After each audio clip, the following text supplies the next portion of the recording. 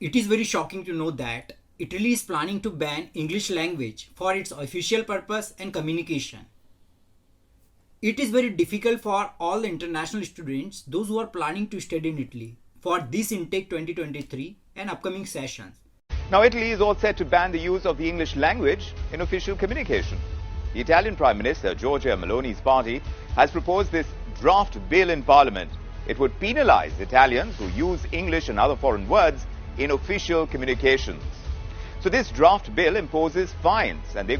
But obviously, English ही एकमात्र ऐसी लैंग्वेज है जो कि आप सारी कंट्रीज में यूज करते हैं फॉर इंटरनेशनल यूजेज.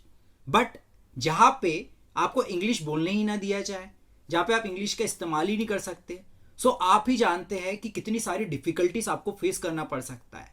ये वीडियो उन स्टूडेंट्स के लिए खासकर इंपॉर्टेंट है जो कि इटली स्टडीज के लिए प्लान कर रहे हैं. बहुत सारे स्टूडेंट्स का ऑफर लेटर भी आ गया होगा and they are going to travel this session only.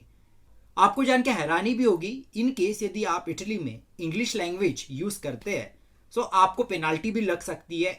It can be up to 1 lakh euros. It will around 82 lakh rupees something.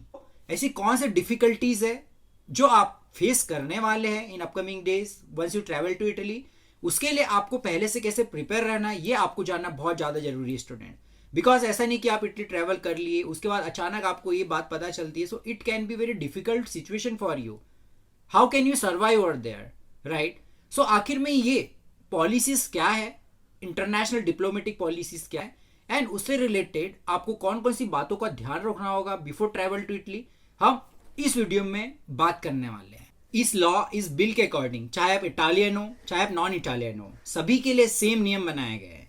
In case यदि आप किसी प्राइवेट कंपनी में जाते हो, चाहे आप किसी गवर्नमेंट ऑफिस में जाते हो, चाहे आपको कोई सर्विसेज लेनी हो, सारी जगह इटालियन लैंग्वेज का ही यूज होगा. इंग्लिश को फुली बैन करने की प्लानिंग चल रही है, डिस्कशन चल रहा है. एज पर रिसेंट स्टेटमेंट ये एक्शन इसीलिए लिया गया है ताकि इटालियन लैंग्वेज एंड कल्चर को प्रमोट किया जाए. सबसे ज्यादा यूज होने वाली जो लैंग्वेज है internationally which is English language, जो कि इंटरनेशनल बिजनेस में यूज होती है, डिप्लोमेसी में यूज होती है, उसको रिड्यूस करने की फुल प्लानिंग है. बट आपको क्या लगता है, is it convenient for everyone, for international citizens, for international business? यदि हम बात करते हैं इटालियन लैंग्वेज का यदि यूज होने लगता है इंटरनेशनली, सो उस केस में इंटरनेशनल बिजनेस में सबसे ज्यादा इंपैक्ट पड़ेगा.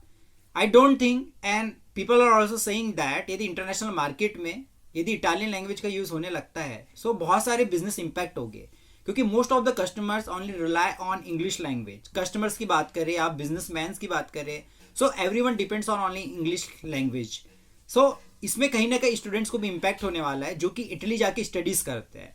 बट ऑब्वियसली यदि आप इटली जाएंगे सो आप किसी कंपनी में अप्लाई करते हैं after completion of your graduation और due to your study period आप पार्ट टाइम जॉब भी करते हैं. सो उस केस में भी यदि उन्होंने इटालियन लैंग्वेज कंपलसरी कर दिया so it will like very difficult situation for all the student. आपको इटालियन लैंग्वेज पहले सीखनी पड़ेगी, उसके बाद आप जाके जॉब अप्लाई कर पाएंगे. क्योंकि ज़्यादातर जो इंटरनेशनल स्टूडेंट्स रहते हैं वो ये सोचते हैं कि मैं जाके किसी भी कंट्री में like English as a common language use होती है. So after completion of the graduation, I can easily earn, I can easily get any job which is in English language of communication, right? So आपको काफ़ी ज़्यादा difficulties भी face करनी पड़ सकती है. उसके लिए आप एक प्री प्लानिंग ये कर सकते हैं बैकअप में कि इनिशियली यदि आप अभी अपनी कंट्री में ही है, चाहे मैं इंडिया की बात करूँ या काफ़ी सारे व्यूअर्स अलग अलग कंट्री से भी वीडियोस देख रहे होंगे, so what you can do is just start keep preparing to learn Italian language, at least B2 language. So it would be really helpful for everyone. In case यदि आप इटली चले भी जाते हैं, वहाँ पे ऐसा कुछ पॉलिसी वो कंपलसरी कर देते हैं, राइट? सो आपको उतनी ज़्यादा डिफिकल्टीज नहीं होगी, आप इजीली सर्वाइव कर सकते हैं. एंड यदि आपको इटालियन लैंग्वेज इनिशियली नहीं भी आ रही है सो आप इटली जाके एज अ थर्ड लैंग्वेज आप इटालियन लैंग्वेज आप सीखें, लर्न करें, आप एटलीस्ट B2 उसके अच्छे ग्रेड्स ले और अपर लेवल के ग्रेड ले. बट ऑब्वियसली आपको कोई डिफिकल्टीज फेस नहीं करना होगा. So I would highly recommend to all the students initial level पर आप एटलीस्ट प्रिपेयर करना चालू करें इटालियन लैंग्वेज के लिए. चाहे आप कोई भी कंट्री में रहे, इटली में रहे, ऐसी अदर कंट्रीज तो इंग्लिश बैन नहीं कर रही है, but in case of specially in Italy आपके लिए बहुत ही ज़्यादा यूजफुल होने वाली है ये चीज़.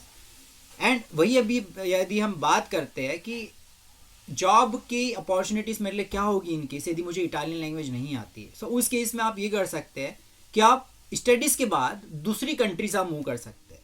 वैसे Italy is a part of Schengen nation European country, एक बार आपकी स्टडीज़ कंप्लीट हो जाती है, यदि आपको समझ में आता है कि नहीं जो भी कंपनी में जहाँ पे इटालियन लैंग्वेज सिर्फ एक्सेप्ट हो रही है, इंग्लिश लैंग्वेज में एक्सेप्ट नहीं कर रहे हैं for employment, for recruitment type, so उस केस में आप दूसरी कंट्री में भी स्विच कर सकते हैं। वैसे शेंगन एरिया है, राइट, आप जर्मनी के लिए अप्लाई कर सकते हैं, फ्रांस, राइट, आपके लिए पूरा यूरोप ओपन है। इस लॉ, इस बिल के अकॉर्डिंग, चाहे आप इटालियन हो चाहे आप नॉन इटालियन हो, सभी के लिए सेम नियम बनाए गए हैं। इन केस यदि आप किसी प्राइवेट कंपनी में जाते हो, चाहे आप किसी गवर्नमेंट ऑफिस में जाते हो, चाहे आपको कोई सर्विसेज लेनी हो, सारी जगह इटालियन लैंग्वेज का ही यूज़ होगा। इंग्लिश को फुली बैन करने की प्लानिंग चल रही है, डिस्कशन चल रहा है। One thing I would like to tell you, ये अभी डिस्कशन का टॉपिक है, अभी पार्लियामेंट में इसके बारे में डिस्कशन नहीं किया गया है, बट इन केस यदि ये प्रस्ताव पारित हो जाता है, पास हो जाता है, सो इस केस में आपको प्री प्लान करना ही होगा, आपको प्रिपेयर रहना होगा कि आप लाइक एकदम से यदि ये चीज़ पास हो जाती है, ये लागू कर दिया जाता है इटली में कि इंग्लिश को बैन कर दिया जाएगा, आपको इटालियन लैंग्वेज यूज़ करना है, सो एकदम से आप लाइक डिसअपॉइंट हो जाएंगे कि मैं क्या करूँ क्या नहीं करूँ। So that's the reason you have to be prepare. ये वीडियो बनाने का मेरा मोटिव यही था कि ज़्यादा से ज़्यादा आपको इन्फॉर्मेशन मिले कि इंटरनेशनल लेवल पर क्या हो रहा है। सिर्फ यही ज़रूरी नहीं कि आपका किसी यूनिवर्सिटी से ऑफर लेटर आ गया, आपका एडमिशन हो गया, बस अब आप तैयारी कर रहे हैं, वीज़ा अप्लाई कर रहे हैं, बट क्या जब आप वहाँ चले जाते हैं, इटली चले जाएंगे, वहाँ से आपसे कोई इंग्लिश में बात ही नहीं कर रहा है, वहाँ पे कोई आपसे हिंदी में बात ही नहीं कर रहा है, सो उस केस में आप क्या करेंगे। बट ऑब्वियसली आपको इस बातों को भी ध्यान रखना होता है कि आखिर वर्ल्ड में क्या चल रहा है, इंटरनेशनली क्या चल रहा है, what is recent news, latest update.